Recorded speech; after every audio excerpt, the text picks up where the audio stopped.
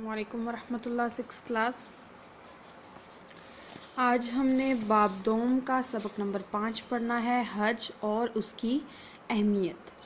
Page number ہمارے پاس ہے 24۔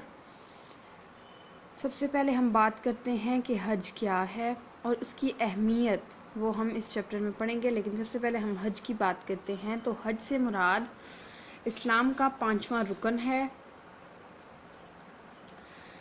یعنی کہ حج اسلام کے 5 ارکان میں سے 5واں رکن ہے، اور اس سے مراد یہ بھی ہے کہ جب کوئی شخص سعودی عرب میں جا کر بیت اللہ شریف یعنی کہ خانہ کعبہ اور اسی طرح کے جو دوسرے مقدس مقامات ہیں وہاں پر جا کر حاضری دیتا ہے، وہاں پر جا کر حج کے فریضے ادا کرتا ہے، تو وہ حج ادا کر رہا ہوتا ہے۔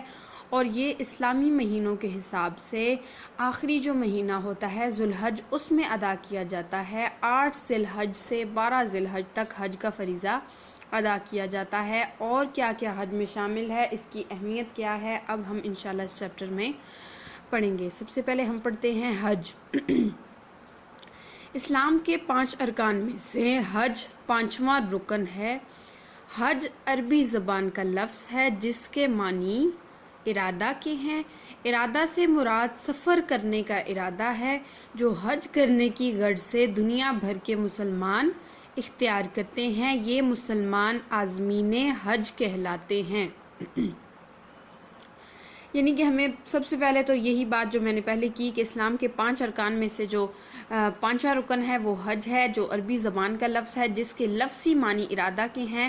ارادہ سے مراد یہاں پہ یہ ہوگا کہ وہ شخص جو حج کرنے کی غرض سے یعنی کہ اللہ تعالیٰ کے گھر کے طواف کرنے کی غرض سے، اللہ تعالیٰ کے گھر کی زیارت کرنے کی غرض سے اگر سفر کرتا ہے تو وہ حج کرنے کے لیے نکلتا ہے، اور ایسے مسلمان کو عازمین حج کہا جاتا ہے۔ یہ سعودی عرب کے شہر مکہ معظمہ پہنچ کر اللہ تعالیٰ کے گھر بیت اللہ شریف میں اور دوسرے مقامات پر حاضری دیتے ہیں۔ یعنی کہ جو شخص حج کا ارادہ کرتا ہے اور حج کے لیے آتا ہے، وہ سعودی عرب کے شہر مکہ معظمہ میں پہنچتا ہے، پھر اللہ تعالیٰ کے گھر بیت اللہ شریف میں اور جو دوسرے مقامات ہیں مقدس مقامات ان پر حاضری دیتا ہے، اور جو فریضہ حج ہے اسے ادا کرتا ہے۔ حج اسلامی سال کے آخری مہینہ ذو الحج میں ادا کیا جاتا ہے۔ یہ ایک ایسی جامع عبادت ہے جو کئی عبادتوں کا مجموعہ ہے، جس میں نماز، روزہ، زکوٰۃ وغیرہ سب کچھ ادا ہو جاتی ہے، اس وجہ سے اس کو جامع عبادت کہا جا رہا ہے۔ یہ عبادات مناسک حج کہلاتی ہیں، یعنی کہ جو عبادات اس میں کی جاتی ہیں وہ سب کے سب اس کے مناسک کہلاتی ہیں۔ یہ 8 ذی الحج کی صبح سے شروع ہوتا ہے اور مسلسل 5 دن تک جاری رہتا ہے، اور 12 ذی الحج کی شام کو مکمل ہو جاتا ہے۔ اس طرح حج کا مبارک فریضہ ادا کیا جاتا ہے۔ اب ہم پڑھتے ہیں کہ مکہ معظمہ میں جو بیت اللہ شریف ہے اس کا پس منظر کیا ہے، اس کو کس نے تعمیر کیا اور کیسے تعمیر ہوا، اور وہاں پر حج کیوں ادا کیا جاتا ہے۔ مکہ معظمہ میں بیت اللہ شریف واقع ہے، یہ اللہ تعالیٰ کا گھر ہے۔ اسے اللہ تعالیٰ کے پیارے نبی حضرت ابراہیم علیہ السلام اور ان کے بیٹے حضرت اسماعیل علیہ السلام نے صدیوں قبل اللہ تعالیٰ کے حکم سے تعمیر کیا تھا۔ یعنی کہ ہمیں یہ بھی پتہ چل گیا کہ جہاں پر مسلمان حج ادا کرنے کے لیے جاتے ہیں بیت اللہ شریف میں، خانہ کعبہ میں، اس کی تعمیر کس کے ہاتھوں ہوئی؟ 2 پیغمبروں حضرت ابراہیم اور حضرت اسماعیل علیہ السلام کے ہاتھوں اس کی تعمیر ہوئی۔ اللہ تعالیٰ نے انہیں اس کی تعمیر کرنے کا حکم دیا تھا۔